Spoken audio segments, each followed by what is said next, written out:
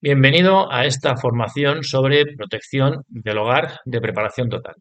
Lo primero que vamos a ver es dónde encuadramos este plan de protección del hogar que dentro de los planes de emergencia, tal y como se plantea en preparación total, estaría encuadrado en ese apartado de bunkering o resistencia en casa o resistencia en el hogar. Recuerdo para los que habéis hecho la formación de campamento base o introducción al preparacionismo, que en preparación total dividimos en 5 bloques lo que sería un plan de emergencias completo. En el tercer bloque estaría ese bunkering, esa resistencia en el hogar. Y lo primero que tenemos que plantear cuando hemos tomado la decisión de resistir dentro de nuestro hogar es precisamente esa protección, ese plan de seguridad de nuestro hogar. En esta formación vamos a primero ver dos cuestiones principales. Una rama que sería cómo hacer frente a eventos naturales y por otro lado la intrusión del hogar. Por lo que lo primero que tenemos que hacer a la hora de plantear ese plan de protección de nuestro hogar es un análisis de amenazas. Aquí tenemos dos escenarios, como comento.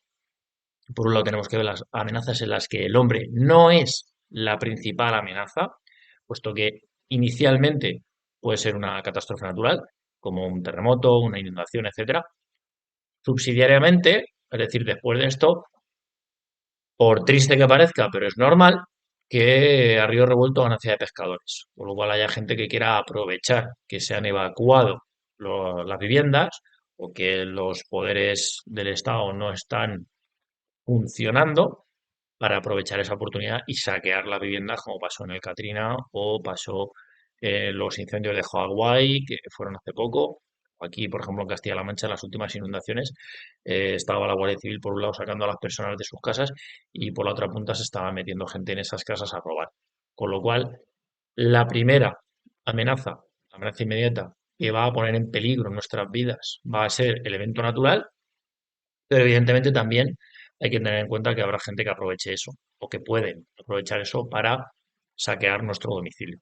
Pero bueno, la primera amenaza o el primer foco de amenazas que vamos a estudiar es esas amenazas naturales y el segundo son las amenazas en las que el hombre es la amenaza directa, que bueno, es a lo que más encaminado va a ir porque tiene más materia, hay más que hablar sobre cuando el hombre es el peligro que cuando lo es un evento natural. Al final, ¿cómo vamos a estudiar esto? ¿Cómo vamos a hacer este análisis de amenazas? Empezando por los eventos naturales.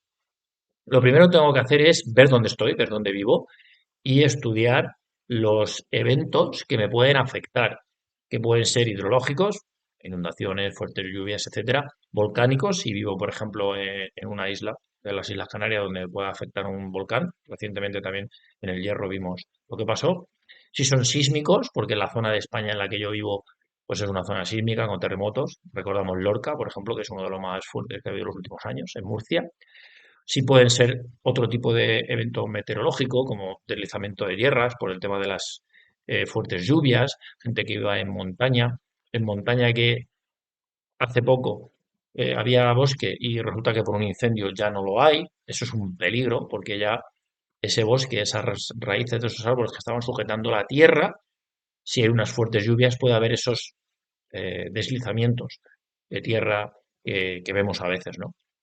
Entonces, bueno, tenemos que ver dónde estamos, a qué eventos naturales estamos expuestos, siempre con sentido común. O sea, yo, por ejemplo, que vivo en el centro de la península, no tiene sentido que dentro de mis amenazas naturales contemple el tsunami. El que viva en la costa lo puede contemplar, pero siempre con sentido común. ¿Dónde podemos encontrar información acerca de estos eventos naturales que nos pueden afectar? Hay dentro de las páginas oficiales de los ministerios, cada uno lleva su parte, digamos, sus riesgos.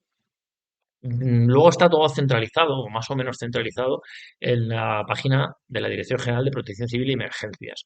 Ahí encontraréis mapas de vulnerabilidades y riesgos existentes en toda España y ya tenéis que ver en qué zona vivís vosotros y qué es lo que os puede afectar. Es muy interesante obtener el histórico para hacer una evaluación y intentar ver qué patrón hay. Si tenemos el histórico de 50 a 100 años, podemos ver el patrón, puesto que, aunque nos estén vendiendo otra cosa, el clima es el que es, tiene sus ciclos, no cambia así porque sí ni por mano del hombre, que somos una hormiga comparado con lo que es el planeta Tierra. Entonces, bueno, pues tenemos que ver que efectivamente, influenciado por el Sol, por ejemplo, por los ciclos de 24 años de tormentas solares y por otras cuestiones, la rotación de la Tierra y la traslación, es decir, dónde está nuestra órbita con respecto al Sol, con respecto a nuestro satélite como es la Luna, que influye en las mareas, o sea, que influyen otras cosas mucho más que el ser humano. La idea es detectar esos patrones. Pues cada X años vemos que hay unas fuertes lluvias o cada X años vemos que las placas tectónicas, dígase la africana con la euroasiática, por el tema de las zonas sísmicas en España es la zona sur, Málaga, Granada, Almería, Murcia, esa es la zona más sísmica que tenemos en España. Pues ahí, cada X tiempo, veremos el patrón de cuando se producen terremotos. Y una vez que tenemos ese histórico, pues ya podemos ir haciendo una evaluación de cuánto me puede afectar, ¿no? No vamos a poder predecir cuándo, porque eso no lo sabemos nunca, pero sí, si detectamos ese patrón, nos va a dar mucha información muy valiosa. Una vez que hemos recogido todos estos antecedentes, tenemos que, ya un plus, ver cómo nos afectaría. ¿Cómo podemos saber cómo nos afectaría? No solo directamente, sino también indirectamente, investigando las estructuras críticas que pueden verse afectadas. ¿Qué son las estructuras críticas?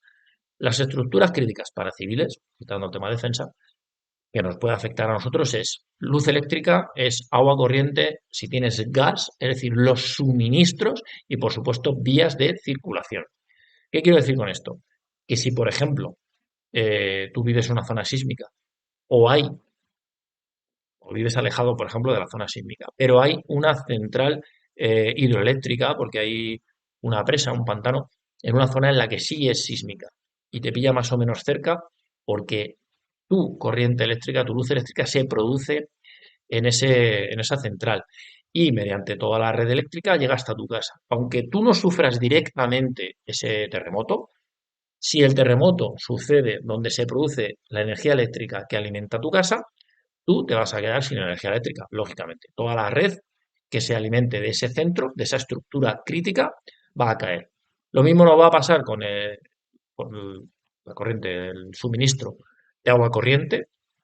Si viene de un pantano y ese pantano se ve afectado, toda esa infraestructura se ve afectada por el evento que sea, te vas a quedar sin suministro de agua corriente. Lo mismo nos sucede con cualquier otro suministro que tengamos en casa. Y luego las vías de circulación. La vía de circulación tenemos que ver y saber y conocer nuestro entorno, cuáles son las vías principales por las que se abastece la ciudad o la localidad donde vivimos y tener claro que si hay, por ejemplo, un evento que no hace falta que sea tan catastrófico, ¿no? Yo siempre lo cuento. Filomena, donde yo vivo, estuvimos 5 días incomunicados, 3 días sin agua y sin luz. Pero los 5 días incomunicados es porque la vía que llega hasta el municipio donde yo vivo es una vía secundaria. Entonces nadie va a venir a limpiarla. Primero limpian las autopistas y autovías, después las nacionales importantes y lo último que van a preocuparse de despejar son las vías secundarias. Con lo cual tú tienes que ver dónde vives y detectar qué vías de acceso, qué importancia tienen las vías de acceso hacia donde tú estás. De forma que si hubiese un colapso de esas vías de comunicación, tenemos que tener cristalino que va a dejar de haber suministro, los camiones de suministros van a dejar de funcionar. ¿Y cómo te afecta eso? Eso enlaza directamente en el plan de preparacionismo con despensa, con reservas energéticas, etcétera. Pero eso es otra cuestión que no vamos a entrar hoy aquí, ¿vale? Con lo cual, tema de eventos naturales, tenemos que tener claro qué es lo que nos va a afectar.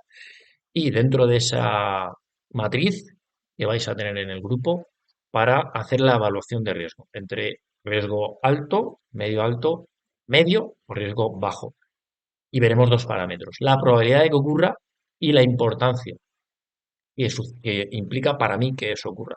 Puede haber que haya una alta probabilidad de que ocurra, por ejemplo, nevadas, pero de importancia, es decir, ¿cuánto me afecta? Muy poco, porque estoy perfectamente preparado.